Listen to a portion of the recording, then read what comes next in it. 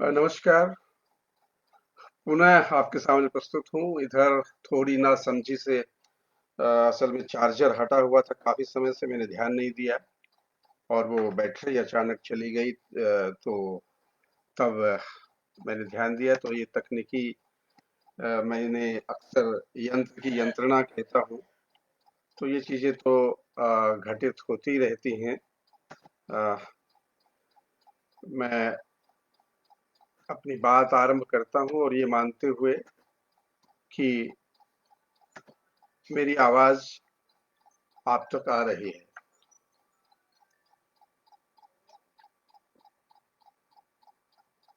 भारतेंदु जी शायद फोन कर रहे हैं और अब शायद शुरू हो गया है। हाँ भारतेंदु, एक minute. Bharatendu ji, hello Bharatendu ji. Hello.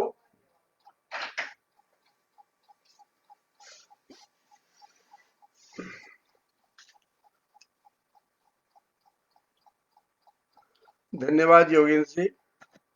अ, चलिए फिर हमें बातचीत का मौका मिल रहा है और मैं संवाद भी आप लोगों के देखता रहूंगा। अ, इस बीच यदि कोई बाधा है तो आप टिप्पणी के माध्यम से मुझे बता देंगे। तो मित्रों नमस्कार। भारतेंदु जी ने मुझे एक दिन कहा कि सह शिक्षा साहचर्य मंच पर आप अपने उन्होंने कहा था आप अपना व्याख्यान दें। भारतेंदु जी पंडित परंपरा के व्यक्ति हैं, संस्कृत के व्यक्ति हैं, तो व्याख्यान का प्रयोग उन्होंने किया। मैं थोड़ा अनुभव पद्धति का आदमी हूँ।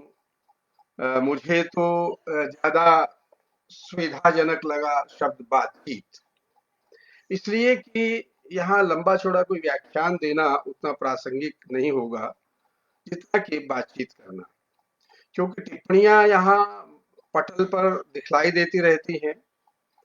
तो यदि हम नवगीत की जो चर्चा है और खासकर 21वीं सदी में नवगीत की दिशा की जो चर्चा है, इस पर यदि हम संवाद कर सके तो वो बेहतर होगा। ये जरूर है कि शुरू में मैं निरंतर कुछ समय अपनी बात कहूंगा, उसके बाद टिप्पणियों में आए हुए प्रश्न, आपत्तियां, जिज्ञासाएं जो हैं उन पर हम चर्चा करना बेहतर समझेंगे। अ, आज की ही सुबह की एक रोचक घटना से मैं बात शुरू करता हूँ। हुआ ऐसा कि अ, आजकल आपदा में अवसर तलाशा गया है, साहित्यकारों के द्वारा भी तलाशा गया है और लाइव मंच बहुत ज्यादा हो गए, इतने ज्यादा हो गए हैं कि मुझे थोड़ा कई बार तो संकोच होता है कि हम श्रोताओं को काफी परेशान कर रहे हैं। इतना ज्यादा सुनाना तो बड़ा खतरनाक है। खैर, एक कानपुर के मंच से मेरे पास आमंत्रण आया था और सुबह जब बातचीत हुई तो काफी विनम्रता से उनका आग्रह रहा, लेकिन जब बात चली कि कैसे कैसे, मैंने पूछा कार्यक्रम प्रस्तुत करना है तो नवगीत पर चर्चा कुछ करते हुए मैं नवगीत पढ़ दूंगा और नवगीत की बात करूंगा। तो महाशय का आग्रह था कि आप चाहे नवगीत सुनाएं या कुछ भी, लेकिन नवगीत शब्द का प्रयोग न करें, सिर्फ गीत शब्द का प्रयोग करें।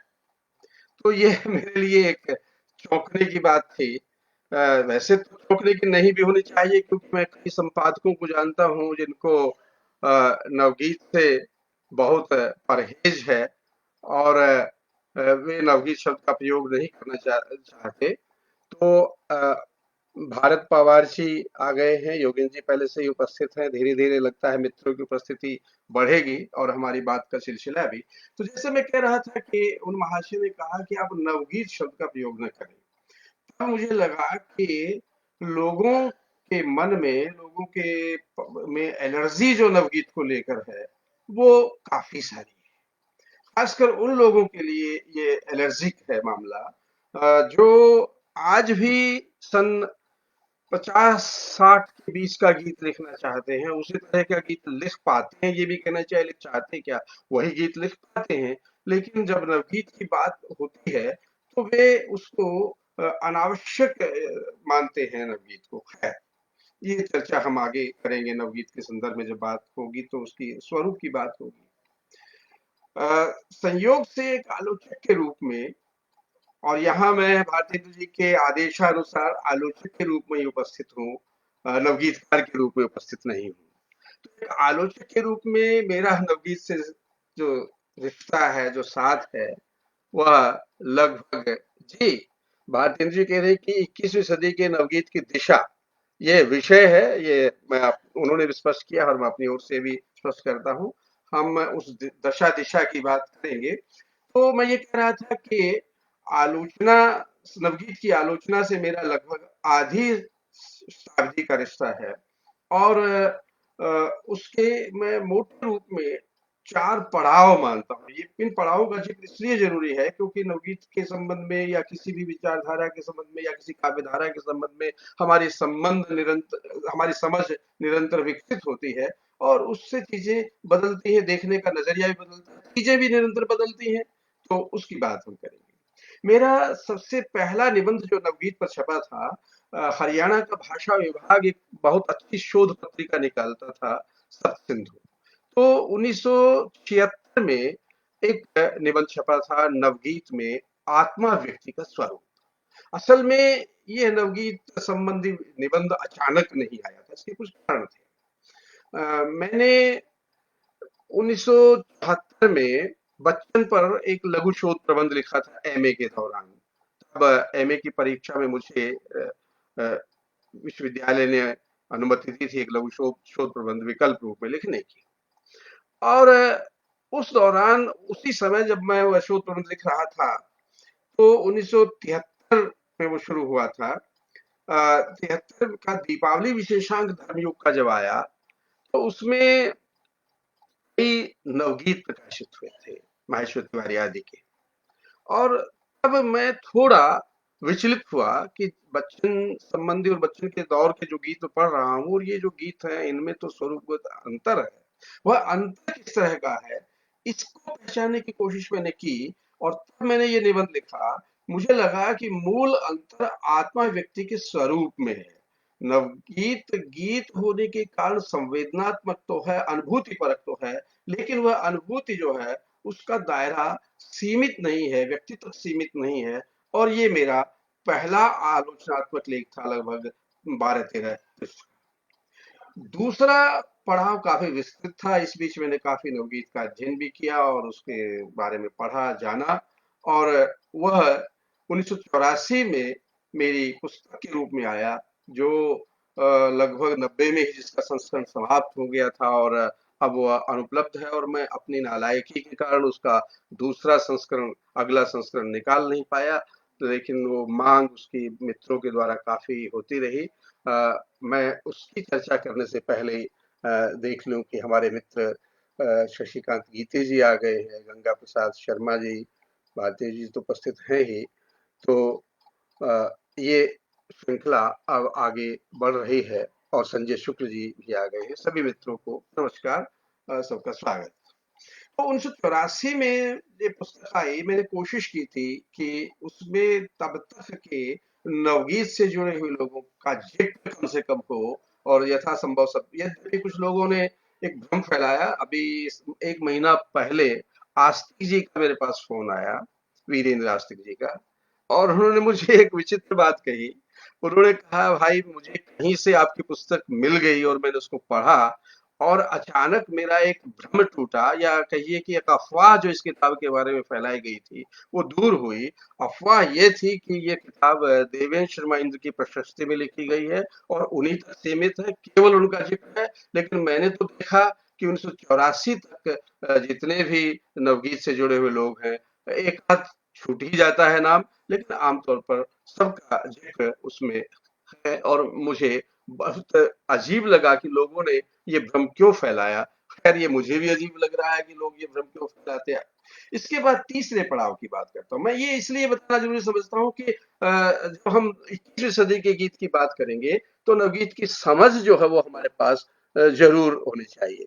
योगेन जी कहते हैं कि उसका संशोधित संस्करण निकालना चाहिए। मैं खैर वो एक लंबे अपने विषय पर रहते हुए सिर्फ इतना संकेत करना चाहता हूँ कि मेरा मन है कि उसका एक अविकल रूप जो प्रकाशित किया जाए, जो उस समय छपा था, उसके साथ अपेंडिक्स में कुछ और चीजें जोड़ी जाएं जो उसके बाद का विचार विमर्श हुआ। तो तीसरा पड़ाव जो है वो 1991 में भारतेंदु मिश्र जी ने एक पुस्तक संपादित की थी, नवगीत एकादश, और उस की भूमिका मैंने लिखी थी। फिर मैंने उसको थोड़ा परिवर्तित किया, और थोड़ा क्या, काफी परिवर्तित किया और उसको अध्ययन किया। तब तक 2000 तक प्रकाशित जो संकलन थे उन पर मैंने चर्चा की, और वह एक लंबा लेख बन गया जो सम्मेलन पत्रिका इलाहाबाद से जो निकलती है, हिंदी साहित्य सम्मेलन की, उस समय काफी बड़े बड़े विशेषांक निकालती थी। तो उसके उत्तरशती अंक प्रकाशित हुआ था, जिसमें सौरभ पांडे भाई नमस्ते, आप आए, अच्छा लगा। तो सम्मेलन पत्रिका के उत्तरशती अंक में प्रकाशित हुआ था। मैं चौथे पड़ाव की बात कर रहा हूँ, और चौथा पड़ाव उस विषय के साथ जुड़ा हुआ है जिसको भारतेंदु जी ने आज के लिए रखा है। 21वीं सदी के नवगीत की दिशा की बात वो जब कर रहे हैं, तो मैंने एक समग्रतापूर्ण निबंध लिखा, स्वातंत्र्योत्तर हिंदी नवगीत, जो लगभग 50 पृष्ठ का या उससे अधिक है, जो साहित्य अकादमी एक पुस्तक निकालने जा रही है। कब निकालेगी ये तो पता नहीं, मैंने 5 वर्ष पहले ये निबंध उनको दे दिया था पूर्ण करके, इसलिए उसमें जिक्र ज्यादा उन्हीं लोगों का पाया है जो उस समय तक 5 साल पहले तक का जिक्र उसमें है। और वो पुस्तक निकालना चाहती है साहित्य अकादमी की, पूरा जो स्वतंत्रता के बाद हिंदी साहित्य है सभी विधाओं का, उसमें सारी विधाओं पर एक एक लंबा लेख हो। लगभग 20 काफी बड़े बड़े विद्वान है मुझको छोड़कर, जैसे अब तो स्वर्गीय हो गए अपने दिल्ली विश्वविद्यालय के पालीवाल जी थे, और कई लोग जो विद्वान हैं दिग्गज, वो उस पुस्तक में है। तो उसमें भी ये निबंध प्रकाशित हो गया तो मुझे नहीं मालूम, लेकिन ये निबंध उसके लिए लिखा गया। तो स्वातंत्रोत्तर हिंदी नवगीत, तो ये मेरा चौथा पड़ाव था नवगीत की आलोचना का। तो इस चौथे पड़ाव में मैंने लगभग 250 संकलनों का उल्लेख, नामोल्लेख तो किया ही है, कुछ पर चर्चा भी की है। क्योंकि 21वीं सदी में नवगीत की दिशा और उसकी दशा क्या हो, दिशा तो दशा पर निर्भर है, और दशा जो है वो इतिहास क्रम से संबद्ध है, इसलिए थोड़ा बहुत अतीत में तो जाना ही पड़ेगा। यद्यपि मेरी कोशिश रहेगी कि बहुत पृष्ठ प्रेषण न हो, और ज्यादा हमारी बातें 21वीं सदी पर ही केंद्रित रहें, लेकिन थोड़ा इतिहास में जाना जरूरी है। असल में जैसे मैंने शुरू में कहा कि वो महोदय कह रहे थे आज सुबह मुझे कानपुर वाले कि आप नवगीत शब्द का प्रयोग न करके केवल गीत शब्द का प्रयोग कीजिए, तो मैंने उनके आदेश को नहीं माना, और मैंने कहा कि आप पटल पर अपने किसी अन्य अतिथि को बुला लीजिए, वो बेहतर रहेगा। तो ये जो नवगीत शब्द आया है, ये इसका जो अ, अ, आपकी आईडी से लाइक्स कैसे हो रहे हैं, सौरभ जी पूछ रहे हैं, ये तकनीकी चीज तो मुझे नहीं मालूम कैसे हो रहे हैं। खैर ये तो अ, तकनीकी मामला है। हम जानते हैं कि 1958 में गीतांगिनी से नवगीत शब्द की चर्चा हुई, शब्द की बात कर रहे हैं, प्रवृत्तियों की बात अलग है, उसको अलग ढंग से देखा जा सकता है। और 6 दशक बीत गए अब तक। सबसे पहली चुनौती तो इसी प्रश्न के रूप में खड़ी होती है, 21वीं सदी के यदि नवगीत की दिशा की बात हम करेंगे तो ये बहुत महत्वपूर्ण सवाल है। सबसे बड़ी चुनौती इस बात से शुरू होती है कि छायावाद के बाद हिंदी कविता का कोई भी आंदोलन ऐसा नहीं रहा जिसकी आयु 10-15 वर्षों से ज्यादा की हो। 10-15-20 वर्ष में नई प्रवृत्ति आती रही। तो क्या 60 वर्ष तक कोई एक खास प्रवृत्ति रही जिसे हम नवगीत के रूप में जानते रहे, और एक ही प्रवृत्ति का नवगीत निर्वहन करता रहा? इसका मेरा बिल्कुल निश्चित उत्तर है कि ऐसा नहीं है। अर्थात यद्यपि नवगीत के आरंभ का, यदि उसको आंदोलन कहें, काव्य रूप कहें, शंभुनाथ जी ने अपने दर्शकों की भूमिका में इस बात पर बहुत लंबा विचार किया है कि नवगीत एक आंदोलन होकर एक काव्य रूप के रूप की स्थिति रखता है। तो हम इन सारे विवादों को थोड़े समय के लिए हम स्थगित भी कर दें, तो निश्चित रूप से ये कहा जा सकता है कि इसकी एक प्रवृत्ति नहीं रही है, और समय समय पर उसके विभिन्न पड़ाव रहे। उन पड़ावों की बात तो हम करेंगे ही, साथ ही ये भी है कि एक विशेष स्थिति नवगीत की है, एक सर्कुलर मोशन भी रहा। सर्कुलर मोशन से मेरा तात्पर्य है रेकरिंग टेंडेंसीज रही, जो चीज कभी 1965 में दिखाई दी थी। कुछ हमारे नवगीतकार मित्र क्योंकि नवगीत से जुड़े हुए उसको मानते हुए उसका प्रयोग आज भी कर रहे हैं, और दूसरे और प्रवृत्तियां जो है उनकी भी स्थिति यही है। वेद प्रकाश जी आए हैं, वेद शर्मा जी, स्वागत। और जो मित्र और जुड़ते रहेंगे, मैं निरंतर प्रतिक्रिया देता रहूंगा और आप लोगों से ये चर्चा जारी रहेगी। मैं अपनी आधारभूत स्थापना पहले आपके सामने रखना चाहता हूं नवगीत के बारे में। नवगीत शब्द मेरे मेरे अनुसार या मेरी दृष्टि में प्रथम कालगत नवता का संकेत बना। शुरू में जब चर्चा शंभुनाथ जी की नौका गोष्ठी की हो, या वीरेंद्र मिश्र के कविता में इसके शब्द के उल्लेख का हो, या गीतांगिनी में उल्लेख का हो, नवगीत शब्द प्रथम कालगत नवता का संकेत बना। तदनंतर वह क्रमशः प्रवृत्तियों की भिन्नता के आधार पर ये हमें देखना होगा कि क्यों हम पारंपरिक गीत से नवगीत को हम अलगा सकते हैं। प्रवृत्तियों की भिन्नता के आधार पर बोधगत नवता का अर्थ देने लगा। अंततः ये स्पष्ट हुआ कि पारंपरिक गीत की आत्म केंद्रिकता और अतिशय भावुकता है। मैंने दो शब्दों का प्रयोग किया, आत्म केंद्रिकता, आत्मा व्यक्ति नहीं, आत्मा व्यक्ति अलग चीज है। आत्म केंद्रिकता और अतिशय भावुकता एवं युग निरपेक्षता, ये और महत्वपूर्ण है। फिर मुझे आज कुछ हाउंट कर रही है चीज सुबह वाली। हमारे जो मित्र कानपुर वाले जो मुझसे आग्रह कर रहे थे, तो क्या आप यदि प्रस्तुत करेंगे तो आप प्रणय और शाश्वतता पर चर्चा करेंगे। यानी वो नवगीत के जो एक जो सुडो फिलोसफी की बात करते हैं, एक छद्म दार्शनिकता की बात जो पारंपरिक गीत में होती रही उस 40 और 50 के गीत में, वो चाहते थे कि मैं फिर गीत को वहां ले जाकर उसी खूंटे से बांध के मैं अपनी बात करूं। तो वो चाहते थे मुझसे कि मैं प्रणय की बात करूं, और मैंने यद्यपि मैं प्रेम को नवगीत से प्रेम की उपस्थिति मानता हूं और उससे खारिज नहीं करता, लेकिन वो महोदय की शाश्वतता और बोध। तो ये मेरा मानना है कि आत्म केंद्रिकता और अतिशय भावुकता एवं युग निरपेक्षता की तुलना में वस्तु परक, यथार्थाभिमुखी, समष्टि परक गीत ही नवगीत है। यदि कोई मुझसे कहे कि नवगीत की परिभाषा क्या है, नवगीत को आप पारंपरिक गीत से कैसे अलगाएंगे, तो मैं कहूंगा कि आत्मा व्यक्ति और अतिशय भावुकता, आत्म केंद्रिकता, अतिशय भावुकता और युग निरपेक्षता की तुलना में वस्तु परक, यथार्थाभिमुखी, समष्टि परक गीत ही नवगीत है। ये मैं नवगीत को मानता हूं। यदि मित्र से सहमत हो तो ठीक है, यदि असहमति तो एक हमारे लोकतंत्र में, यदि लोकतंत्र बच जाए तो वो एक अलग मुद्दा है। लोकतंत्र में असहमति तो होती है, वो एक अलग बात है। एक और युगबोध के प्रति सजगता, समष्टि उन्मुखता एवं वस्तु परकता नए गीत के अनुभव के अंग बने। दूसरी ओर रागात्मकता और छांसिकता को कविता और गीत की अनिवार्यता स्वीकार करते हुए, देखिए यहां मैं स्पष्ट कर दूं थोड़ा, हमारे कई मित्र ये मानते हैं कि नवगीत जो है वो छंद मुक्त काव्य हो सकता है। मैं नहीं मानता। ठीक है कि वो पारंपरिक छंदों को छोड़कर छंदों के नए प्रयोग करता रहा है, और नए प्रयोग तो किसी युग में नहीं हुए। छायावाद ने अपनी पुरानी परिपाटी की तुलना में इतने नए छंदों का प्रयोग किया, तो छंदों की नवीनता अलग बात है, लेकिन मैं नहीं मान सकता कि नवगीत जो है वो छंद विहीन होता है।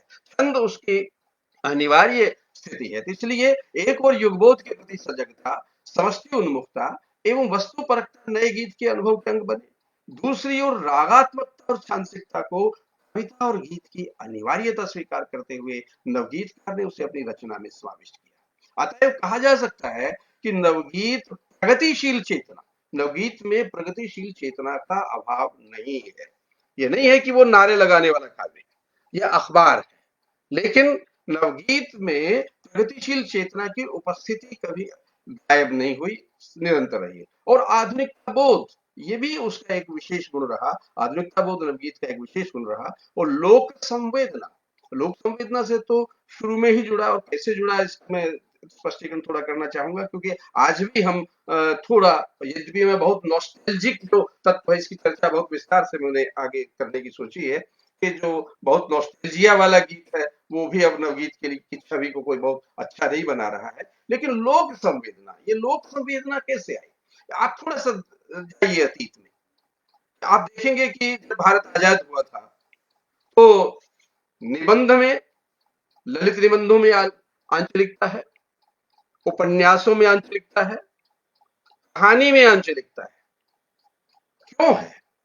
इसलिए कि एक वर्ग हवाई यात्रा करके भारत को देख रहा था, जो नई कविता का वर्ग था। अब ये कि हवाई यात्रा के इमेज जो फोटोग्राफी करके खेतों की गीत लिखे गए वो अलग तरह के थे। एक बाबा आमटे के दर्शन को अपनाने वाला वर्ग था। बाबा आमटे से पुराने लोग तो कम से कम परिचित होंगे, जिन्होंने दक्षिण से लेकर उत्तर तक की भारत पैदल यात्रा की और पैदल यात्रा करते हुए भारत को जाना। मेरे लिए ये एक तुलना, एक बिंब जो है, या प्रतीकात्मक रूप में मैं कहूं तो नवगीत हवाई यात्रा नहीं है, नवगीत पैदल पैदल चलकर देश को जानने का प्रयास है। ये जो प्राति कर्म है, कर्म है इसका, और कर्म और कर्म दोनों है, तो ये एक बहुत महत्व रखता है। इसीलिए मैंने कहा कि लोक संवेदना उसमें रही, खासकर आरंभिक दौर में परिवर्तन हुआ।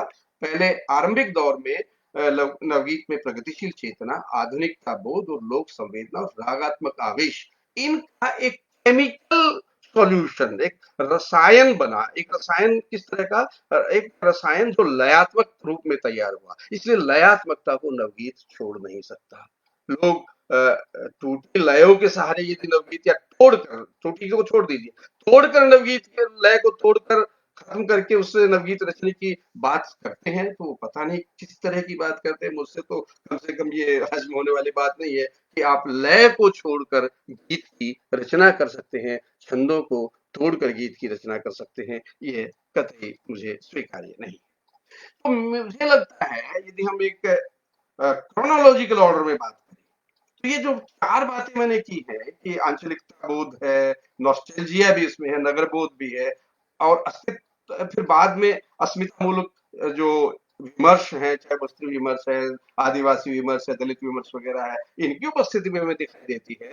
तो मोटे रूप में चार चरणों में ये नवगीत की यात्रा को हम देख सकते हैं। साथी मित्र अच्छी टिप्पणियां कर रहे हैं, मुझे अच्छा लग रहा है, और बाद में इस चर्चा को हम बिल्कुल संवाद के रूप में ही रखेंगे, ये मेरी भी इच्छा है, और बातें कोशिश करूंगा कि कुछ स्पष्ट की जा सके।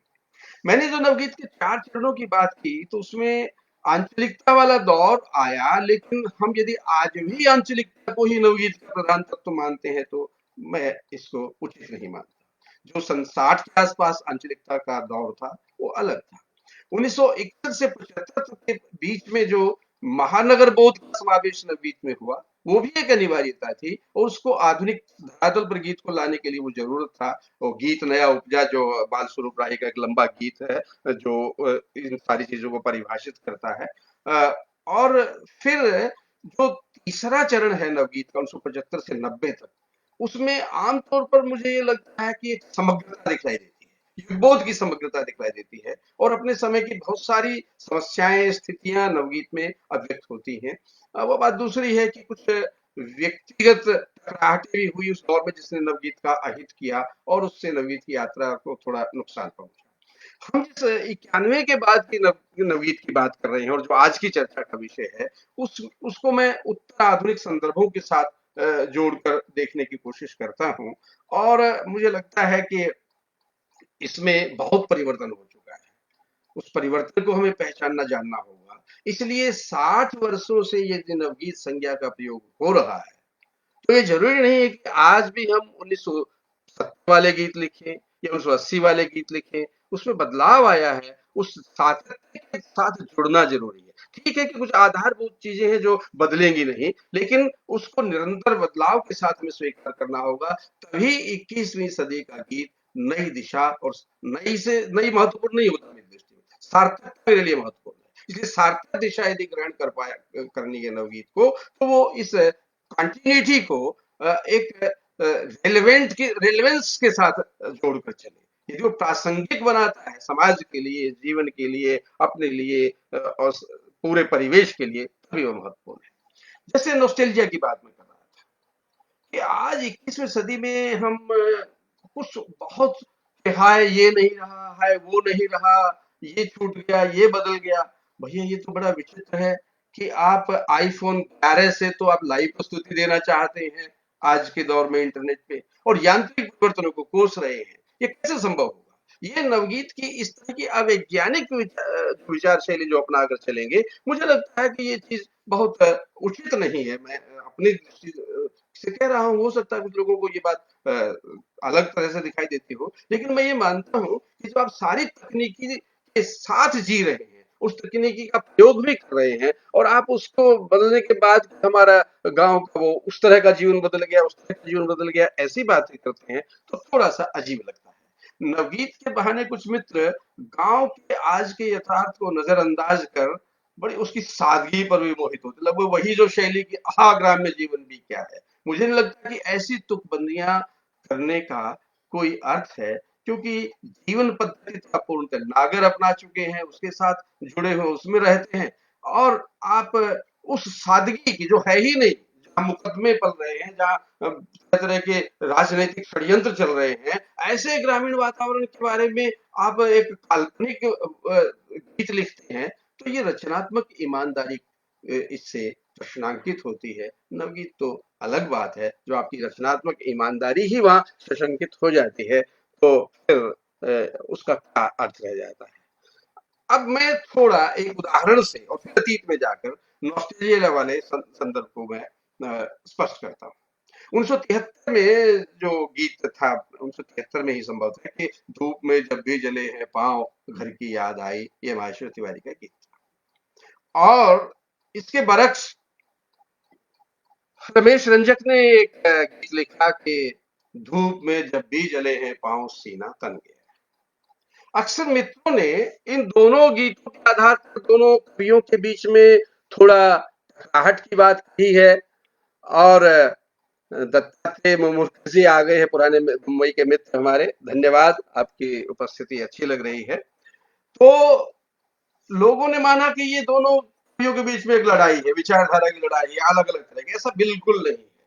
आपको मैं एक किताब पढ़ने की सलाह दे रहा हूं और चीजें बहुत शीशे की तरह साफ हो जाएंगी। रमेश रंजक ने 1975 में एक किताब लिखी थी, वो थी नए गीत का उद्भव और विकास, लेकिन वो छपी है 2001 में, और उसमें उन्होंने 3-4 पृष्ठों में इस प्रकरण का वर्णन दिया है, और उन्होंने बड़ा अच्छा वैज्ञानिक विश्लेषण किया है। उन्होंने कहा कि मैंने देखा कि 1965 और 73 के बीच में जितने गीत छपे हैं, मैंने सबको पढ़ने जानने की कोशिश की, तो मुझे लगा, और मैं भी वैसे ही गीत, वो कहते कि मैं भी ऐसे ही गीत लिख रहा था जैसे माहेश्वर तिवारी लिख रहे हैं, या दूसरे मेरे मित्र लिख रहे हैं, चाहे वो उमाशंकर तिवारी हो या दूसरे और लोग हो, ओम प्रभाकर हो। वे जो गीत लिख रहे हैं, वे गीत क्या कर रहे हैं, वे समय की जो त्रासदी है उसको तो बयान कर रहे हैं, और जो टूटन है उसको भी बयान कर रहे हैं। खासकर जो नागरिक मध्य वर्गीय जीवन है, उसके उसका वो बयान कर रहे हैं। मैं भी कर रहा हूं, कहते रमेश रंजन।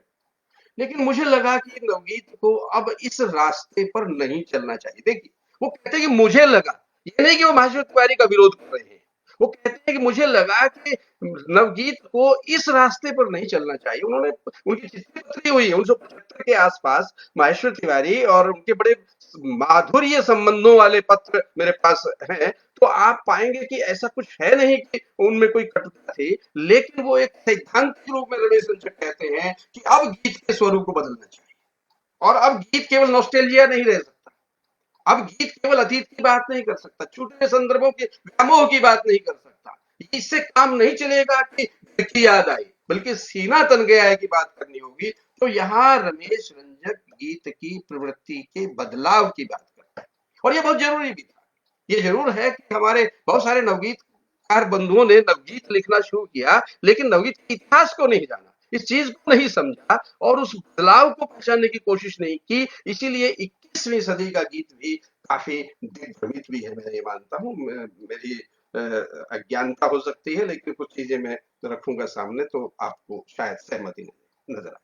एक बात, एक और भयंकर स्थिति जो नवगीत के साथ घटित हुई, अपने मित्रों से मैं फोन आदि पर इनकी चर्चा अक्सर करता रहता हूं, और ये चीज क्या है, मैं ये मानता हूं कि नवगीत टॉपिकल हो सकता है ऐसा नहीं संभव। टॉपिकल से तात्पर्य है कि क्या आप निबंध की तरह से एक विषय दे सकते हैं कि लो इस विषय पर नवगीत लिखो और कोई अच्छा सा नवगीत बन जाएगा? मुझे लगता है नहीं। नवगीत मूलतः अनुभूत्यात्मक है।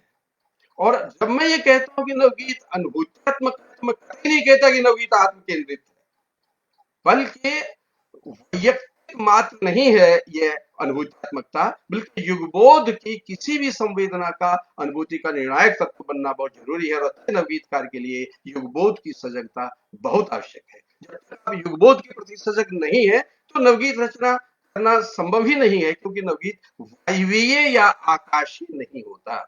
मैं ये मानता हूं कि नवगीत वायवीय या आकाशीय नहीं होता।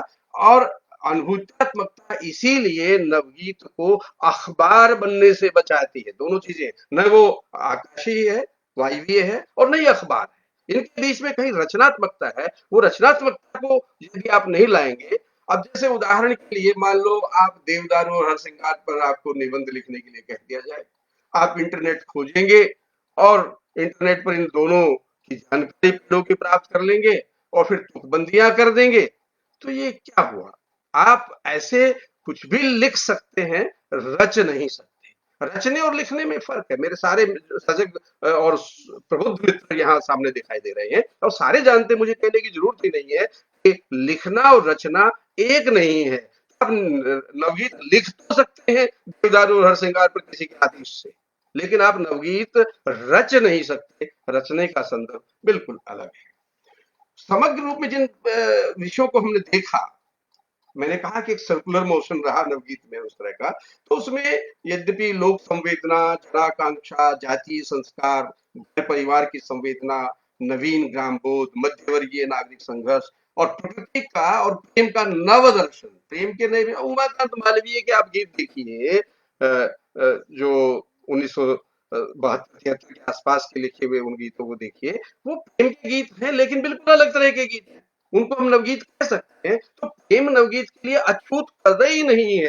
हमारे कई मित्र जो आप सामने दिखाई दे रहे हैं, आप सब लोगों ने भी प्रेम संबंधी गीत लिखे हैं, लेकिन कैसे एक नई संवेदना, नई भाषा, नए बिंब जो है उसको पारंपरिकता से काट कर नवगीत बनाते हैं, ये एक महत्वपूर्ण विषय है। तो सौरभ जी मेरी इस बात से सहमति व्यक्त कर रहे हैं कि नवगीत को अखबार नहीं बनना चाहिए और रचने और लिखने में। धन्यवाद सौरभ जी और सभी मित्रों का। सबकी टिप्पणियां, मेरा ख्याल है कि थोड़ा समय बच जाएगा यदि मैं हर एक टिप्पणी पर प्रतिक्रिया करने की बजाय अपनी बात निरंतर कहता रहूं।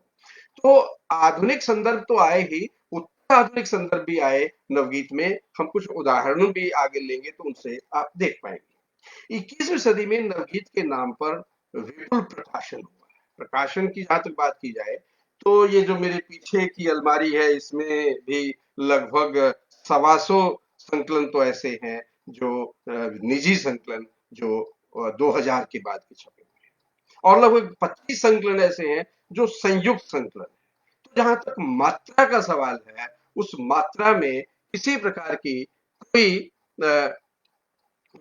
एतमी नहीं है। नवगीत बहुत ज्यादा लिखा गया। उस ज्यादा लिखने के बहुत सारे कारण भी रहे और कई बार ज्यादा लिखना कोई बहुत अच्छा गुण भी नहीं रहता।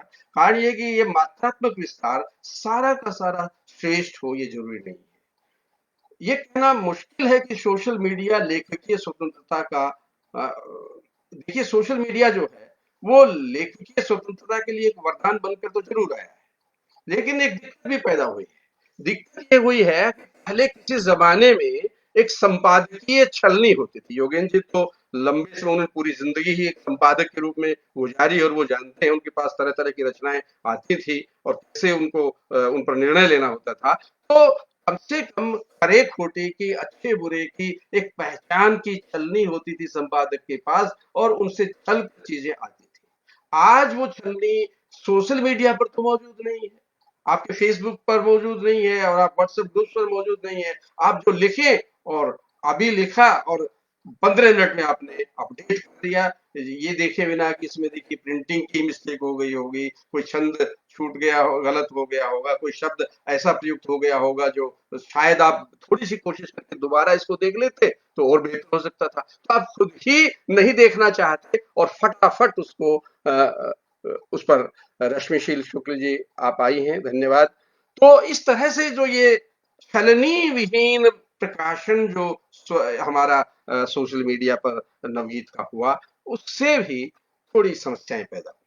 जैसे मैंने कहा था कि नवगीत जो है निर्माण है और सर्जना है नहीं, निर्माण नहीं है, सर्जना है, और उसको पहचानना होगा क्योंकि नवगीत के कुछ कारखानों में लार्ज स्केल मैन्युफैक्चरिंग बहुत चल रहा है। यदि लार्ज स्केल मैन्युफैक्चरिंग वो है तो वो नवगीत की सर्जना के हक में नहीं है, क्योंकि उससे कई व्याधियां पैदा हुई नवगीत की। ये 21वीं सदी की बात कर रहा हूँ भारतीय जी, मैं अपने विषय की बात कर रहा हूँ। जैसे चार पांच चीजें मेरे सामने अचानक टकराती हैं, और क्यों बहुत सारे नवगीत एक डिस्गस्टिंग भाव ज्यादा पैदा कर पाते हैं उनको एंजॉय करने के बजाय, उनका आस्वादन करने के बजाय। इसलिए सबसे बड़ा जो संकट है वो अनन्विति और असंगति का है। यानी शब्दों के प्रयोग है, छंद लय ठीक है, तुक भी बैठा दी, अर्थ का अन्वय जब करने लगते हैं तो अर्थ के अन्वय में बहुत दिक्कत आती है। एक पैराग्राफ है, उस एक पैराग्राफ में आपने एक स्टेंजा में, दो स्टेंजा, तीन स्टेंजा का गीत लिखा, उन तीन स्टेंजाज में कहीं संगति नहीं है। तो ये असंगति का दोष है, अनन्विति का दोष है, और एक बड़ा संकट है अविचारित रम्य का। बहुत सारे मैं उदाहरण देने से थोड़ी सी चीजें नाखुश होंगे बहुत सारे लोग, लेकिन अभी उसका जरूरत भी नहीं है, समझ जाएंगे। अविचारित रम्य से तात्पर्य ये है कि आप जब पढ़ेंगे तो पढ़ने से तो वाह वाह क्या प्रयोग हुआ है, बहुत सुंदर बहुत सुंदर, लेकिन जो भी आप थोड़ा सा छिलका उतार कर अर्थ की ओर बढ़ने लगेंगे, तब जो है देखकर आपको हैरानी होगी। सही है, वेद जी कमेंट भी आंख मूंद कर पीठ थपथपाते हैं, बिल्कुल यही है कि हम बिल्कुल पता है कि ये दोषपूर्ण है ये पंक्ति, छंद टूटा, फिर भी हम वाह वाह कमाल कर दिया आपने, तो हम ये जो वेद जी कह रहे हैं बिल्कुल सही बात है। तो मैं कह रहा था कि जो अविचारित रम्य की समस्या है, यानी ऊपर से देखने में बड़ा सुंदर लगेगा लेकिन अंदर कुछ है ही नहीं, गड़बड़ है। और औचित्य का ध्यान, जगह जगह आपको ऐसे गीत मिलेंगे, अटपटे प्रयोग ऐसे दूरारूढ़ तक। कुछ गीतकार मित्रों की ऐसी भाषा है जिस भाषा को मैं घंटों सोचता रहता हूँ, देखता रहता हूँ, मेरे पल्ले नहीं पड़ता, मेरी बुद्धि थोड़ी सीमित है, लेकिन मैं बिल्कुल आपने मान लो एक तहसील की ही भाषा को चुन लिया है और उसी तहसील की भाषा में ही घूमते रहेंगे तो पूरा देश आपके गीतों को पढ़ने वाला है भाई। जो आंचलिक प्रयोगों की भी अपनी एक सीमा, ठीक है, किसी जमाने में अनूप बख्शीश के गीतों में भी आंचलिक प्रयोग थे, और लोगों के यहाँ तक कि बहुत सारे कुछ शब्द जो है हिरनी जैसे शब्द निराला की कविता में भी आते हैं, आंचलिक शब्द रहेंगे, लेकिन आप उस आंचलिकता को ही अपनी पहचान बना लें, अपना शिल्प बना लें और उस दायरे से निकले ही नहीं और वहीं आप चक्कर काटते रहे तो संप्रेषित कैसे होगा? क्योंकि कोई भी रचना यदि लिखी जाती है तो उसकी पहली जरूरत क्या है? पहली जरूरत तो संप्रेषण ही है ना, दूसरे तक पहुंचनी चाहिए। यदि वह दूसरे तक पहुंची नहीं तो मुझे नहीं लगता कि फिर उसकी कोई सार्थकता है।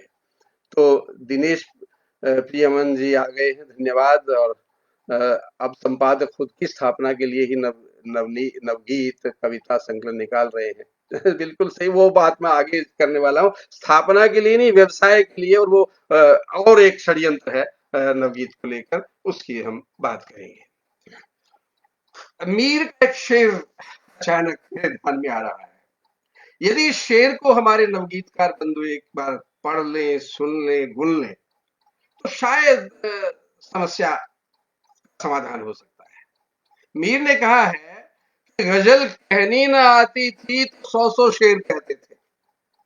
गजल कहनी ना आती थी तो 100 शेर कहते थे, मगर एक शेर भी है मीर अब मुश्किल से होता है। मीर ने जब गजल कहना सीख लिया तो एक शेर कहने में बड़ा मुश्किल, बड़ी कठिनाई आती है, लेकिन जब नहीं कहनी आती थी तो 100 शेर कहते थे। हमारे जो 100 नवगीत लिखने वाले नवगीतकार प्रतिदिन जो फेसबुक में जो शीला पांडे जी आ रही, ध्यान से सुन रहे, धन्यवाद। संजय शुक्ल जी की टिप्पणी और वेद जी की टिप्पणी भी साथ, निरंतर आप सभी मित्रों की टिप्पणी आ रही हैं। तो देखिए, मीर जो कहते हैं इसको हमें गांठ बांध लेना होगा। मैं खुद के लिए भी कह रहा हूं, ये जो बातें मैं कह रहा हूं ये कोई आरोप के रूप में नहीं या दूसरों के लिए नहीं कह रहा हूं, मैं आत्मविश्लेषण के रूप में कह रहा हूं। गजल कहनी ना आती थी तो 100-100 शेर कहते थे, मगर एक शेर भी ऐ मीर अब मुश्किल से होता है। तो ये जो स्थितियां हैं, और आजकल तो और भी मुश्किल है गीत कहना लिखना। हमारे कई मित्र जो हैं बड़े साहस से लिख भी रहे हैं। यूं तो तंत्र ने जब लोक की जीभ काट ली है और कविजनों की रीढ़ वैसे ही टूटी पड़ी है कईयों की, तो 21वीं सदी के नवगीत के सामने बड़ी चुनौतियां हैं। इतना आसान नहीं है। आप नवगीत यदि लिखना चाहते हैं और सत्ता के चरण वंदना भी करना चाहते हैं, तो मुझे तो दोनों में तो थोड़ी दिक्कत महसूस होगी, संगति में नहीं नजर आएगी। देखिए कौन कौन कामयाब होता है ऐसा करने में, होगा तो अच्छी बात है। देखिए 21वीं सदी में मैं थोड़ा यदि उदाहरणों की ओर बढ़ूं, तो मुझे नजर आता है कि एक लंबी सूची उन लोगों की भी रही जिन लोगों ने शुरू तो बहुत पहले किया था, लेकिन 21वीं सदी में भी उनके संकल्प प्रकाशित हुए हैं। ऐसे बहुत सारे हैं, पचासों लोग हैं ऐसे। और हम जानते हैं कि एक नहीं कई संग्रह हैं जिनमें दिव्य शर्मा इंद्र हैं, सत्यनारायण जी, मुकुट बिहारी सरोज का पानी के बीच संग्रह 2001 में आया।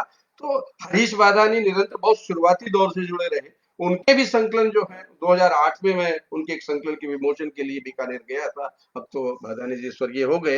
हरीश वादानी जी हैं, या वीरेंद्र राष्ट्री जी के नचिकेता के कुछ संग्रह, माहेश्वर तिवारी के, यश मालवीय, विद्यानंदन राजीव, शांति सुमन, गुलाब सिंह, अमरनाथ श्रीवास्तव, अनूप आशीष, कुमार रविंद्र, मधुकर अस्थाना, मयंक श्रीवास्तव, विनोद निगम, महेश अलग, लंबी सूची है। निर्मल शुक्ल है, सुभाष वशिष्ठ है, योगेंद्र शर्मा, धनंजय सिंह और भारतेंदु मिश्र, पंकज जी, जगदीश पंकज जी, कृष्ण भारती जी, रामानंद त्रिपाठी, अवध बिहारी श्रीवास्तव, रमेश गौतम, वेद प्रकाश शर्मा, वेद और राजा अवस्थी, शिवानंद सहयोगी आदि। देखिए मैं ये नाम कुछ लोगों के फिर लूंगा, लेकिन एक निवेदन पहले मैं कर दूं। नवगीत की आलोचना पर बड़ा रोष हमें फेसबुक पर आजकल दिखाई देता है, आलोचकों पर। हमसे भी काफी लोग नाराज हैं, होना चाहिए, अच्छी बात है। लेकिन नाराजगी का मूल कारण क्या है? मुझे इंद्र जी के गीत के पंक्तियां तो नहीं, उनका भाव याद आ रहा है। और भाव ये है कि यदि इतिहास में, हिंदी साहित्य के इतिहास में अपना नाम नहीं देखा तो साहित्य का इतिहास ही फाड़ डाला। ये जो दृष्टिकोण है नवगीत की आलोचना के प्रति हमारे नवगीतकारों का, ये नवगीत का सही मूल्यांकन नहीं करने देगा। क्योंकि मेरे लिए एक बड़ा सरल काम है, मैं एक सूची बनाता चलूं और उनके नाम लेता चलूं, उनके पंक्तियां दो चार कहीं से कोट कर दूं। क्या ये नवगीत की आलोचना हो जाएगी? आज भी यदि मैं कुछ लोगों के नाम नहीं ले पाता, और नहीं लूंगा क्योंकि 1 घंटे में यदि मैं नाम और संकलनों के नाम और उनको गिनाने लगूंगा तो 1 घंटा तो उसी में निकल जाएगा, वो उसका कोई अर्थ नहीं होगा।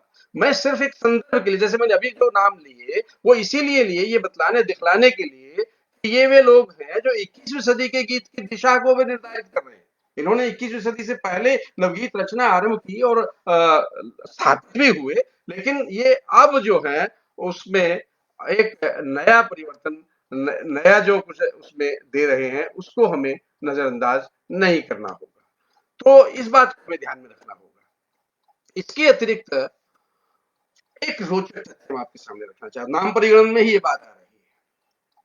मैंने देखा कि 2000 तक मेरे सामने केवल 3 कवयित्रियों के नाम थे, नवगीत से जुड़ी हुई कवयित्रियों के नाम। ज्यादा एक आध छूट रहा होगा, लेकिन शांति सुमन जी का अवदान प्रदेय निश्चित रूप से, मैं शुरू से परिचित रहा उससे और उसके बारे में बात भी की, अपने उद्धरण भी किए।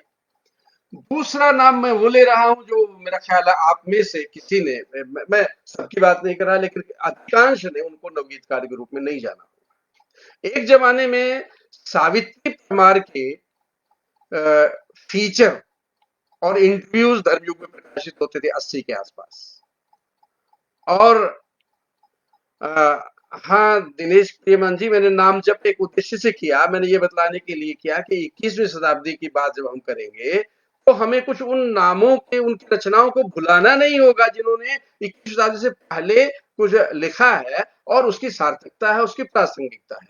और ये नाम जप जो है वो बढ़कर बहुत ज्यादा हो सकता था, मैंने उदाहरण के रूप में कुछ लिए हैं। धन्यवाद आपकी टिप्पणी के लिए।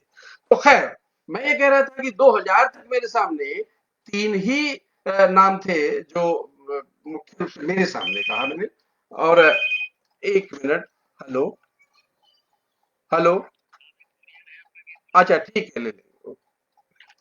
तो अ, शरद सिंह, शांति सुमन बहुत पुराने हैं ही, अभी भी सक्रिय हैं। मैं सावित्री परमार की बात कर रहा था। उन्होंने मुझे 9 गीत एक बार अपने भेजे थे, 1985 या नहीं, 1982 के आसपास की बात है।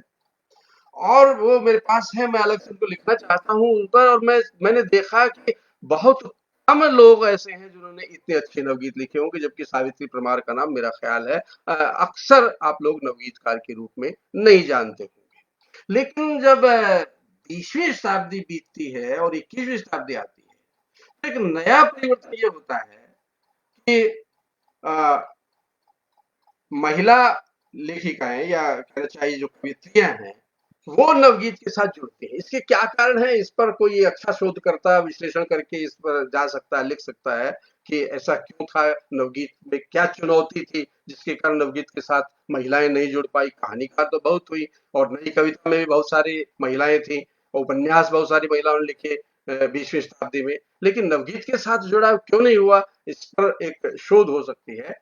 और लेकिन आज मैंने देखा कि जो पुरानी तरह के गीत लिखने वाले, किस जमाने की राजकुमारी लक्ष्मी हो या शैल रस्तोगी हो, उनके भी कुछ ऐसे संकलन आए जो नवगीतात्मकता लिए हुए हैं। फिर पूर्णिमा बर्मन अपना एक आयोजन करती है, उनका भी एक संग्रह आया। यशोधरा राठौर हो, सीमा अग्रवाल हो, अब ये भी जो नाम जब जो है मैं उद्देश्य से कर रहा हूँ, सार्थक दोनों चीजों में अंतर को आप पहचानेंगे। तो सीमा अग्रवाल है, मालिनी गौतम है, गीता पंडित, रंजना रंजना गुप्ता है, कल्पना रमानी, गरिमा सक्सेना, प्रभा दीक्षित का संग्रह मैं उनका गीत पढ़ूंगा। तो मुझे बहुत विशिष्ट क्यों लगा, इसकी चर्चा होगी।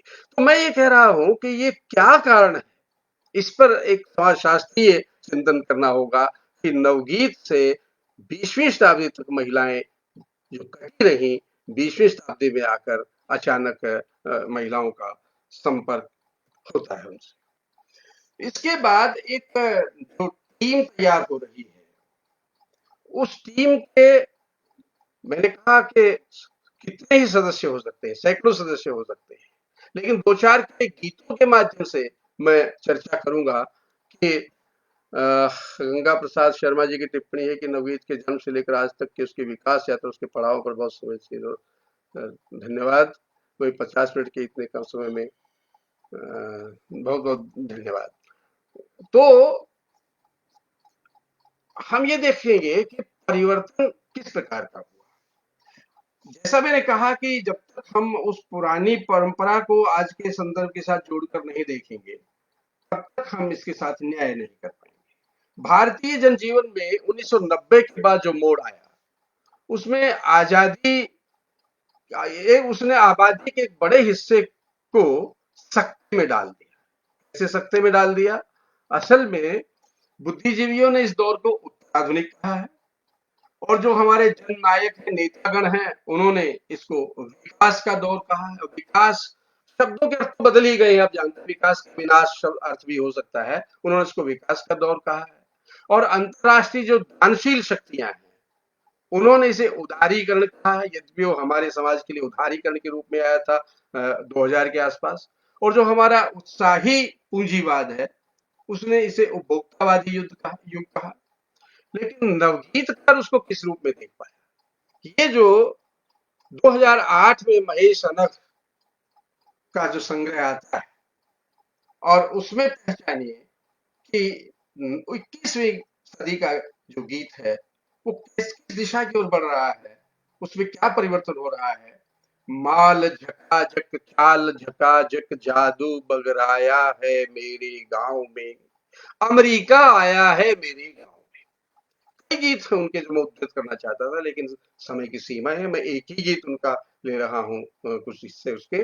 और आप देखिए कि माल झकाझक चाल झकाझक जादू बगराया है मेरे गांव में, अमेरिका आया है मेरे गांव में, दादी माँ का हुनर खरीदा काजल बुनिया का, बदले में बारूद बिछाकर बदला नक्शा दुनिया का, खड़ी फसल पर गंगा जल पर कैसे ललचाया है मेरे गांव में, माल झकाझक चाल झकाझक जादू बगराया है मेरे गांव में।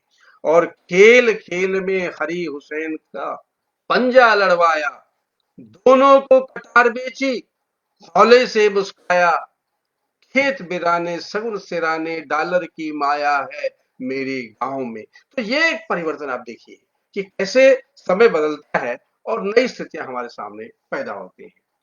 और बाजार जब हमारे सामने आता है तो ये भारतेंदु का ये गीत मुझे बहुत विशेष लगता है, इसलिए मैं उद्धृत कर रहा हूं कि आ गया बाजार घर में या कि घर बाजार में है, वस्तुएं लादे हुए वे द्वार तक आने लगी हैं, नग्न हो विज्ञापनों में देह दिखलाने लगी हैं, गांव की वह शोख लड़की अब इसी व्यापार में है, आ गया बाजार घर में या कि घर बाजार में है। तो आप देख रहे हैं कि जो 20वीं शताब्दी का परिदृश्य बदला तो क्या चीज हमारे सामने आई कि धर्म बिकता कर्म बिकता न्याय भी बिकने लगा है, शक्ल खोकर आदमी अब वस्त्र सा दिखने लगा है, मिल रहा सब कुछ यहीं पर, मिल रहा सब कुछ यहीं पर जो कहीं संसार में है, और आ गया बाजार घर में या कि घर बाजार में है। तो मैंने दो स्टेंजा इस गीत के लिए, तीन स्टेंजा का ये जो गीत था, तो बात जैसे हम नॉस्टैल्जिया की कर रहे थे, परिवर्तन तो होगा, छूटे हुए संदर्भ भी याद आएंगे और बदलाव में भी कठिनाई आएगी। यदि हम पुराने नवगीतकारों को 21वीं सदी में गीत लिखते समय देखें तो हम हमें देखना होगा कि उनकी प्रतिक्रिया क्या है। जैसे सत्यनारायण का एक गीत है, यहाँ उन चीजों पर देखिए, संवेदना का बदलना और बात है, चीजों का यांत्रिक भौतिक चीजों का छूटना अलग बात है। तो नॉस्टैल्जिया के उस भाव में और ये जो गीत है सत्यनारायण का, इसमें आप अंतर करके देखिए कि एका आने वाला है कल समय कठिन, ये कठिन समय की बात है कि एका आने वाला है कल समय कठिन, खेल खिलौने नहीं रहेंगे रॉबट होगा, जीवन किस रूप में बदलेगा, जल के प्लावन में डूबा अक्षयवट होगा, नहीं दिखेंगे कुल किनारे नहीं पुलिन, दांत समय के होंगे ज्यादा ही पैने, बिखरे होंगे तोते मैनों के डैने, और नहीं रहेंगे कथा कहानी वाले दिन, एक आने वाला है कल समय कठिन, और किलकारी पर कलरव पर पहरे होंगे, मृगछोने सहमे ठिठके ठहरे होंगे, होंगे नहीं कुलाचे भरते हुए हिरन, एका आने वाला है कल समय कठिन। तो यह जो नया परिवर्तन था, इस नए परिवर्तन में पुरानी पीढ़ी के जो गीतकार किस तरह से शोषण अन्याय का प्रतिकार कर रहे थे, तो रामसेंगर के कई संकलन आए हैं इस दौर में, जिनमें जिरह फिर कभी होगी ये एक संकलन है। तो उसमें पिसना दो पाटों के बीच, ऑफ त्रासदी कितनी नीच, और तरे हुए मुक्के पर टांग ले सवालों को, धैर्य धर्म की डफली और नहीं पीट, गला फाड़ कर ड्योढ़ी पर खड़ा खड़ा गुलर गुलर क्या करता चीर कर, झपट्टों को दे लाते जोर से किवाड़ पर, पूंजी का दिया हुआ घाव नहीं भरने का, सुविधा के दौने को छुला नहीं माथे से, रबड़ी में मिली हुई कीच, और पिसना दो पाटों के बीच, और त्रासदी कितनी नीच। तो इस तरह से जो प्रतिकार है, जो संघर्ष है, उसका स्वर हमें सुनाई देता है। योगेंद्र के हाल के गीत को आप देख सकते हैं, इस विद्वत परिषद में बहस अभी जारी है, विपदा से लड़ने की पूरी तैयारी है, फूल में घुली खुशबू फूल में छिपे तक्षक, और विपदा से बचने की कोशिशें हुई भरसक, और लेकर विकराल रूप घुसी महामारी है, आदमी सशक्त सही वक्त रहा भारी है, आदमी सशक्त सही वक्त रहा भारी है, वक्त की चुनौती कब किसने स्वीकारी है, सबकी बारी आई अब किसकी बारी है, बारी बारी से कुचलने का जो क्रम चल रहा है, उसको आप देख सकते हैं। और मैंने पहले ही कहा कि लोकतंत्र की तो जीव ही काटने की का प्रयास हो रहा है। इस तरह से ये गीत जो है, प्रतिकार के जो गीत हैं, बहुत महत्व रखते हैं। जगदीश जैन के गीत में भी हमें ये स्वर दिखाई देते हैं, अंधकार के न्यायालय में किरणों पर अभियोग चल रहा आदि। अ, मैं बात कर रहा था जो महिला गीतकारों की, तो उनमें कई तरह के स्वर दिखाई देते हैं। और मैंने प्रभा दीक्षित के संकलन की बात की थी, गोरैया धूप की, उनका संकलन मेरे सामने है। और चुनौती भरे गीत उन्होंने लिखे हैं। और क्या उन्होंने लिखा है, जरा एक इस गीत के माध्यम से समझिए कि आओ हम तुम मिलकर सच जाने। वो कहते हैं कविता आसमान की खेती है, हम कहते हैं ये मरुथल की तपती रेती है। बहुत विचारणीय तथ्य है कि जो कुछ नहीं वही होता है इसके खातों में, इसमें चिड़िया हाथी के अंडों को सेती है। आओ हम तुम मिलकर सच जाने, आओ साथी हम तुम इस को पहचाने। दुनिया कब्जा कर बोले माया की छाया है, फर्क नहीं पड़ता कोई खाया अनखाया है। जिनकी मेहनत का लूटा है ताजमहल तुमने, उन्हें दूसरी दुनिया वाला भेद बताया है। ठीक ठाक लोगों को राह बताते हैं काने, और आओ हम तुम मिलकर सच जाने। ये जो भयानक समय है, इस भयानक समय में जन को, आम जन को किस तरह से कुचला जा रहा है, तो फिर टिप्पणी नहीं, देखिए इसको कोई हम बिल्कुल मधुरता के साथ ही बात करेंगे। मैंने यदि जैसे गंगा प्रसाद शर्मा जी की टिप्पणी, दिनेश जी की, पीएम जी की टिप्पणी पर है, मैंने इसको कहीं अन्यथा नहीं लिया है। मैं तो सिर्फ ये स्पष्टीकरण देना चाहता हूँ कि बिना नामों के उल्लेख के, रचनाओं के उल्लेख के, उदाहरणों के, तो फिर केवल सैद्धांतिक चर्चा ही हो पाएगी और मैं सबके नाम भी नहीं ले पाऊंगा। और नाम बिल्कुल एक तरह से एट रैंडम वो नाम लिए जा रहे हैं, क्योंकि जो मेरे सामने अब मैं यूं तो मैंने बताया कि 125 संकल्प मेरी अलमारी में भरे हैं। यदि सबके नाम उल्लेख की बात हो तो उसके लिए मुझे उतना ही फिर समय भी चाहिएगा। तो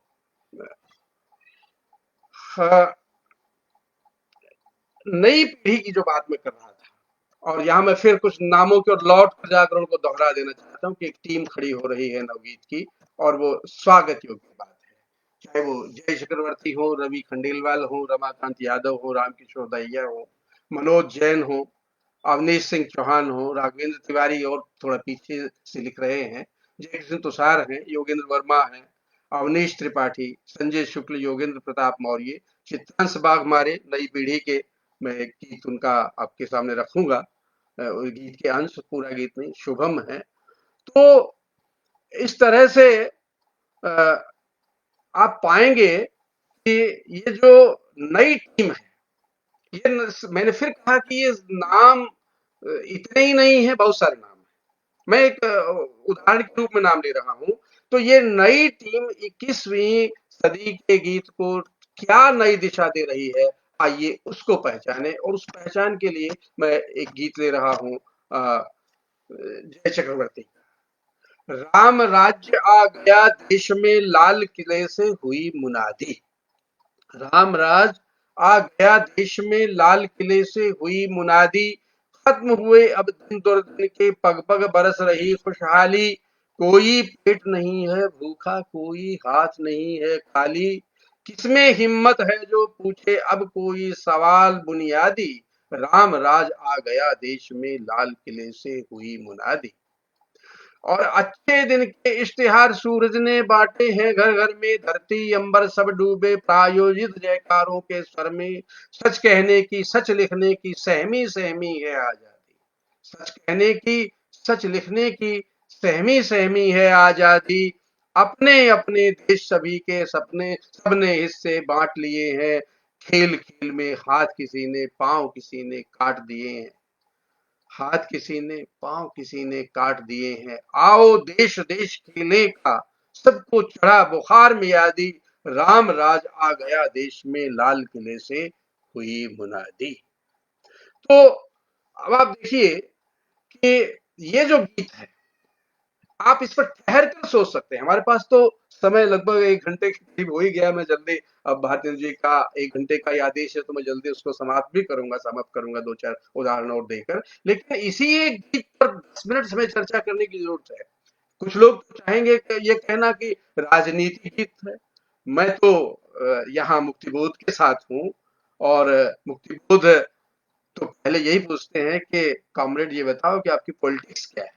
हम पॉलिटिक्स से नवगीत को काट कर यदि बात करना चाहते हैं, तो मेरे लिए ये संभव इसलिए नहीं है कि पॉलिटिक्स जो है वो यदि आम आदमी को कुचल रही है, तो उस पर चर्चा होनी बहुत जरूरी है। तो जय चक्रवर्ती का ये गीत आपके सामने जो था, वो आप इसको, इस पर विचार कर सकते हैं। लंबा विचार इस पर हो सकता है, चर्चा हो सकती है, बहस हो सकती है। तो जैसा मैंने कहा कि नई पीढ़ी में मनोज जैन मधुर और अविनाश अवनीश सिंह चौहान जो है वो विशेष रूप से, और भी बहुत सारे लोग, तो अ, वर्षा की भी बात हो, या जाड़े की बात हो, या मौसम की बात हो, उसको लेकर यदि हम किसान के दुख दर्द की बात करते हैं, तो खासकर मैंने तो अपने गीतों में मैंने फिर ये कहा ही है कि मैं आज आलोचक के रूप में हूँ, गीतकार के रूप में बिल्कुल अपनी बात नहीं कहूंगा। लेकिन मैंने ये सिर्फ ये उल्लेख कर रहा हूँ कि मेरे गीतों में वो रीतें जो हैं वो किसान के साथ जुड़े हुए दुख तकलीफों के साथ व्यक्त हुई है। या मनोज जैन के गीत का ये अंश है कि जाड़ा पसार रहा धरती पर पांव, पीपल के पत्तों से कांप कांप रहे गांव, रातें खड़ी लिए कर में कमान, छोड़ रही शीत लहर चुपके से बाण, घुटनों से जकड़ खेल रही खेल, पाला निकाल रहा फसलों का तेल। अब तेल निकालने वाले मुहावरे का अच्छा प्रयोग मनोज ने किया है। और लगने को आतुर है जीवन का दांव, जाड़ा पसार रहा धरती पर पांव, पीपल के पत्तों से कांप रहा गांव। अवनीश सिंह चौहान के गीत का ये अंश कि उठता गिरता उड़ता जाए टुकड़ा कागज का, कभी पेट की चोटों को आंखों में भर लाता। सांकेतिकता, प्रतिभा जी आई, नमस्कार, आपका स्वागत। अवनीश ने ये जो गीत लिखा है, इसमें जो एक प्रतीकात्मक संकेत है, ये महत्वपूर्ण इसलिए हो जाते हैं कि नवगीत शिल्पगत दृष्टि से सांकेतिक रूप में अपनी बात कहता, जो अखबार न बनने की बात मैंने की थी कि उठता गिरता उड़ता जाए टुकड़ा कागज का, कभी पेट की चोटों को आंखों में भर लाता, कभी अकेले में भीतर की टीसों को गाता, अंदर अंदर लुटता जाए टुकड़ा कागज का, और कभी फसादों बहसों में है शब्द शब्द उलझा, दर के शीशे में चेहरा बांचा समझा, और सिद्ध जनों पर हंसता जाए टुकड़ा कागज का, कभी कोयले साधत का फिर राख बना रोया, माटी में मिल गया कि जैसे माटी में सोया, चलता है हल गुड़ता जाए टुकड़ा कागज का, उड़ता गिरता उड़ता जाए टुकड़ा कागज का। तो निश्चित रूप से नए गीत की, संजय शुक्ल जी के का संग्रह अभी मेरे सामने था, और एक गीत मैंने चुना था, शायद तत्काल मेरे सामने ना आ पाए, लेकिन संजय शुक्ल जी और जय किशन तुषार के गीत भी मैंने चुने थे। तो बहुत चर्चा को आपने सार्थक बताया, धन्यवाद शुक्ल जी। तो इस तरह से आप देख रहे हैं कि जो गीत मैं उद्धृत कर रहा हूँ, इसलिए उद्धृत कर रहा हूँ कि ये 21वीं सदी के गीत की दिशा का संकेत हमें दे रहे हैं। भारतेंद्र जी की आज के कार्यक्रम का उद्देश्य ये है।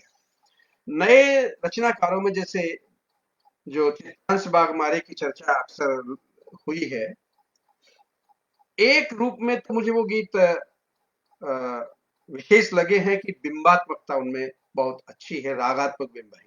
यद्यपि अभी विषयगत विस्तार बहुत बागमारे जी के गीतों में हमें दिखलाई नहीं दिया है। भविष्य में कुछ नई दिशाएं भी वो खोलेंगे, ऐसी आशा करनी चाहिए। लेकिन जिन विषयों को उन्होंने छुआ है, उनकी भाषा और बिंब जो है, वे नवगीत के नए परिदृश्य के साथ मेल खाते हुए हैं, और जुड़ते हैं उससे कि सिलवटें उभरी हुई है चादरों पर, नींद ही आई न हमको, स्वप्न आया। स्वप्न वाली सीढ़ियां चढ़ते उतरते, मैं थकन को ओढ़कर कुछ रुक गया था, दंडवत करना पड़ा जैसे समय को, स्वयं के सम्मुख अधिक ही झुक गया था। दर्पणों में झांक कर देखा स्वयं को, और मैं लगने लगा खुद को पराया। रात को जब मैं अचानक जागता हूँ, रोज मेरे साथ चिंता जागती है। ये हमारे द्वंद्व, जो अंतर द्वंद्व है हमारे आज के, शीला पांडे जी आपका आगमन हुआ, नमस्कार। तो रात को जब मैं अचानक जागता हूँ, रोज मेरे साथ चिंता जागती है। प्रश्न केवल पूछता तो हल न देती, प्रश्न के उत्तर मुझी से मांगती है। सिलवटें उभरी हुई चादरों पर, नींद ही आई न हमको, स्वप्न आया। तो इसी तरह से शुभम है, चित्रंश बाग मारे हैं, और कई मित्र हैं हमारे जो नए रचनाकार निरंतर जो हैं वो लिख रहे हैं। और ये पॉजिटिविटी हमें दिखाई देती। पॉजिटिविटी का मतलब ये नहीं है कि ये सारे गीत जो हैं भविष्य का एक सुनहरा रंग दिखा रही है। यहाँ पॉजिटिविटी से मेरा तात्पर्य यही है कि रचनात्मक क्षमता नजर आ रही है। जितने भी नाम हैं और उनके संकलन हैं और उनकी जो रचनाएं हैं, वो एक नई आशा का संकेत देते हैं और नवगीत की शक्ति बनकर शीघ्र ही उभरेंगे। ये मुझे यकीन है। कुछ आलोचकों ने नवगीत पर यह आरोप लगाया कि वो बुद्धिहीन काव्य है। यहाँ चर्चा कुछ लोगों को याद होगी कि लगभग 30 साल पहले, 25-30 साल पहले हमारे एक कवि मित्र ने, नाम उल्लेख की बहुत ज्यादा जरूरत नहीं है, उन्होंने अबौद्धिक काव्य कहा था नवगीत को।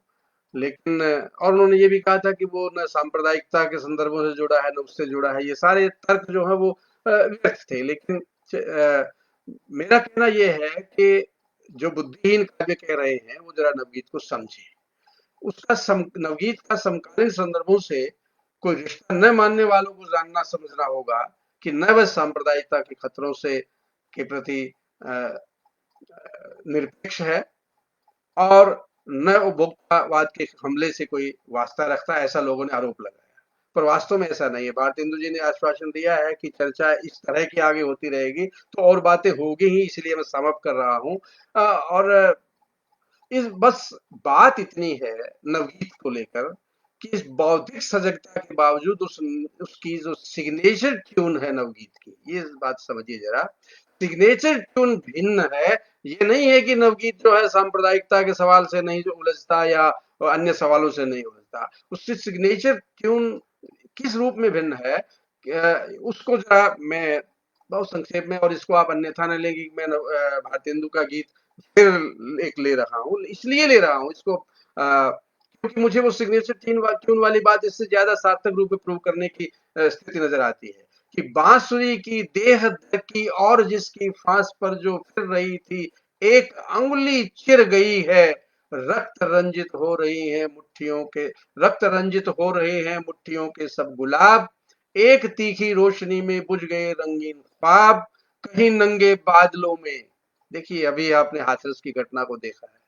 इसीलिए मैंने कहा कि नवगीत सिग्नेचर ट्यून भिन्न है। नवगीत इन समस्याओं से निरपेक्ष नहीं है, उनसे कटा हुआ नहीं है कि एक रक्त रंजित हो रहे हैं मुट्ठियों के सब गुलाब, एक तीखी रोशनी में बुझ गए रंगीन ख्वाब, कहीं नंगे बादलों में किरण बाला घिर गई है बांसुरी की देह दर की और जिसकी फांस पर जो फिर रही थी, एक उंगली चिर गई है, गूंज भरते शंख जैसे खोखले वीरान गुंबदों के फैसले आपने देखे ही होंगे कि गूंज भरते शंख जैसे खोखले वीरान गुंबद, थरथराते आग में किस गांव के बेजान बरगद, न जाने विश्वास की मीनार कैसे गिर गई है, न जाने विश्वास की मीनार कैसे गिर गई है बांसुरी की देह दर की और जिसकी फांस पर जो फिर रही थी, एक उंगली छिड़ गई है। नवगीत की यात्रा का यह आकलन स्पष्ट करता है कि 300 से अधिक संग्रह अब तक नवगीत के प्रकाशित हो चुके हैं और 100 से अधिक रचनाकार शामिल हैं। यह दावा करना नितांत अवैज्ञानिक और तथ्यहीन होगा कि सभी कालजयी रचनाकार हैं और इन सभी के संकलन अमर ग्रंथ हैं। लेकिन साहित्य का इतिहास साधारणताओं का समुच्चय होता है। उसमें एक युग की, युगबोध की समग्रता मुखर हुआ करती है। साहित्य एक ऐसा लोकतंत्र है, देखिए मेरा मानना यह है कि साहित्य एक ऐसा लोकतंत्र है जिसमें सबकी भागीदारी और सबकी सक्रियता का मूल्य होता है। इसलिए मैं केवल उन नामों का महत्व नहीं मानता जिनका यहाँ उल्लेख हुआ है, बल्कि मेरा मानना है कि साहित्य एक ऐसा लोकतंत्र है जिसमें सबकी भागीदारी और सबकी सक्रियता का मूल्य होता है। नवगीत की भी अपनी सीमाएं हैं और उन सीमाओं का उल्लेख अलग से विस्तार से किया जा सकता है। लेकिन एक निवेदन नवगीत के आलोचकों से जरूर है कि आप नवगीत के प्रदेय को जब रेखांकित करना चाहें तो सार्थक रचनाओं को सामने लाइए, न कि कमजोर रचनाओं का उदाहरण देकर नवगीत को तिरस्कृत कीजिए। ये फॉर्मूला बड़ा चलता रहा है। यहाँ तक कि नामवर जी इस तरह का प्रयोग करते हैं और एक दो गोष्ठियों में हमारा टकराहट इस बात को लेकर हुई कि आप नवगीत का विरोध बच्चन और नीरज के उदाहरण देकर क्यों कर रहे हैं? आप कमजोर रचनाओं का उदाहरण देकर, यानी कत्ल किसी ने किया, फांसी आप किसी और को लटका रहे हैं। इसीलिए नवगीत की श्रेष्ठता को पहचानना है तो हमें उसके श्रेष्ठ उदाहरणों को पहचानना होगा।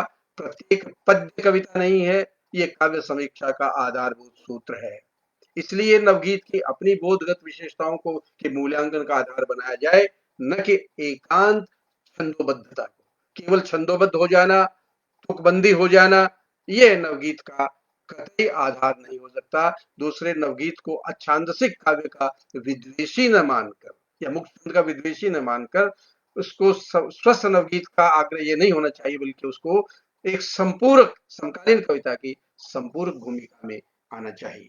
मैंने कोशिश की कि इस थोड़े समय में नवगीत के स्वरूप पर भी थोड़ा प्रकाश डालूं और कुछ उदाहरणों से भी बात स्पष्ट करूं, और जो कुछ खामियां भी समकालीन नवगीत में कुछ कुछ मुझे जो नजर आती हैं उनका मैं जिक्र करूं। समय काफी मैंने ले लिया। हमारे कई मित्रों की असहमति भी होगी। मैं उनकी असहमति को भी शिरोधार्य करता हूं। आप सबका बहुत बहुत धन्यवाद, आपने मुझे सुना। नमस्कार।